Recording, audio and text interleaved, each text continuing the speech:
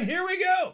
Big news from the EU summit last week and this week. But before we get to that, Ukraine. A temporary ceasefire has taken effect in Ukraine after France and Germany met with Russia 2 weeks ago for a temporary ceasefire and then met again last week to make a temporary ceasefire. François Hollande and Angela Merkel described last week's meeting as productive, ending in a temporary ceasefire.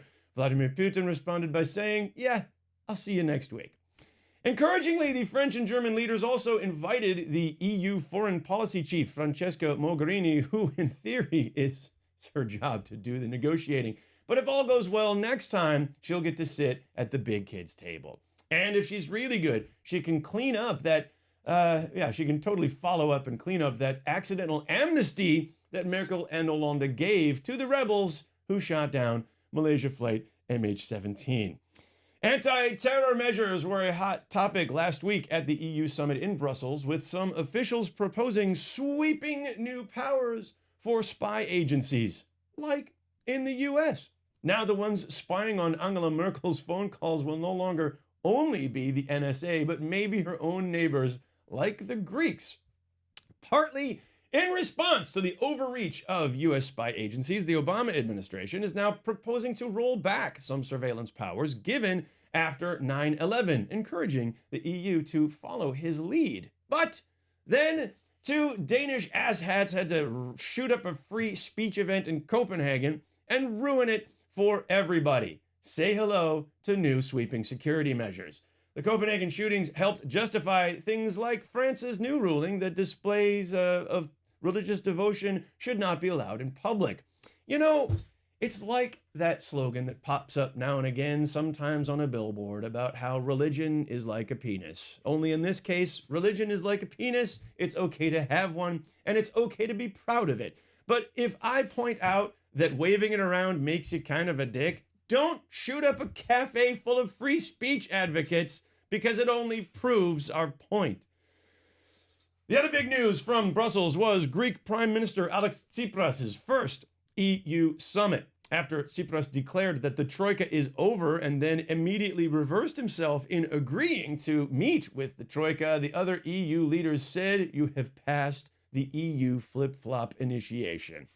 What is the state of the Troika, the Eurozone, the IMF, and the European Central Bank? Well, according to the Greeks, this austerity-pushing trio is dead. How can they tell? Just look at the video. Here is Yanis Varoufakis, Greek finance minister, with the Eurogroup chairman Dijsselbloem, and Varoufakis says, "I recognize nothing of your authority." Oh, wait a minute. Let me just get the translation. "And this meeting is over," says Dijsselbloem, but not before whispering something to Varoufakis, causing him to say, "Wow." There it is. "Wow," says Varoufakis. What did he say? According to Varoufakis, Dijsselbloem said, "You just killed the Troika." This made Yanis into an immediate folk hero in his homeland, inspiring some great photoshopping. You killed the Troika! But just one question, folks. Why would Dijsselbloem say that? Basically admitting you win. I mean, based on lip reading, we can assume that Varoufakis did say, "Wow," but you just killed the Troika?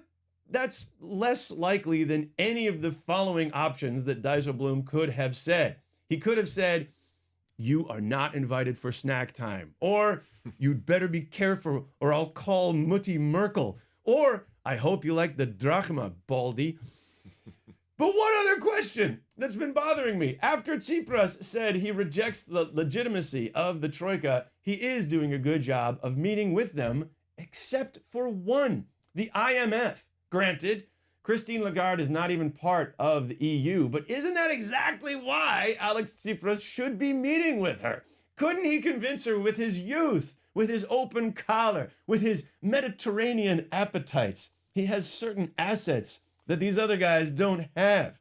I mean, look, obviously Christine Lagarde doesn't have that much in common with her predecessor, Dominique Strauss-Kahn, who is in more sex scandal trouble, defending himself in a court case for pimping by saying lust is not a crime, or basically, what's wrong with being sexy? But even if Christine Lagarde has a little bit in common with Strauss-Kahn, her predecessor, or for that matter, with the wife-swapping president of France, François Hollande, maybe it's time to remind the French that you don't have to stay with the same partner forever.